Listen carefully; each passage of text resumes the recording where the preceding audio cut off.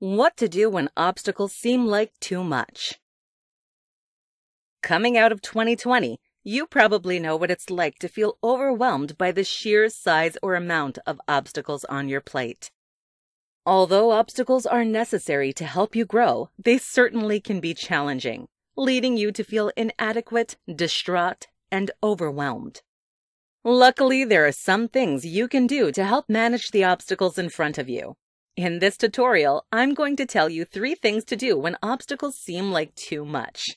Let's get started. 1. Take a deep breath. Whenever you begin to feel overwhelmed by obstacles, your body will likely show some physical signs.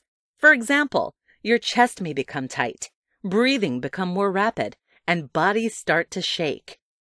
Although these physical signs are not in and of themselves dangerous, they can pose health risks on down the line, and they aren't comfortable in the moment. Instead of dwelling on the obstacles you feel overwhelmed by, simply take a deep breath.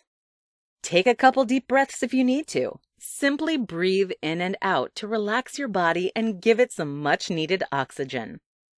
Breathing deeply will lessen the feelings of anxiety that come with feeling overwhelmed by your obstacles. Breathing deeply is also just good for your overall well-being. Aim to make your exhale longer than inhale for optimal results. 2. Focus on what you can control. Whenever people feel overwhelmed by their obstacles, it is likely because they feel out of control with their life. As humans, we want to control everything. Obstacles remind us that we simply are not as in control of our lives as we would like to be. If this is why you feel overwhelmed by your obstacles, focus on something you can control instead. This may include your water intake, the food you put in your body, how you present yourself, reading a book, or anything else you have control over. Focusing on what you can control will take away the immediate signs of anxiety associated with obstacles. It may also boost your confidence, sense of self-love, and willingness to invest in your own life. 3. Look at the positives. Finally, the last way to help manage feelings of stress from your obstacles is to look at the positives. No matter how bleak the obstacle or situation may be, there's always a little bit of light at the end of the tunnel. Focus on the positives to relax your mind. One positive of any obstacle is that it challenges you to become a better person. If you can't think of any other positive of your situation, fall back on this one.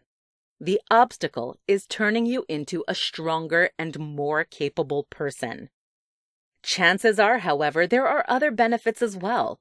For example, if you got laid off at work, you can think that you now have more time to focus on your personal interests and hobbies. Though this won't take away the sting of getting laid off, it will make the sting slightly more tolerable.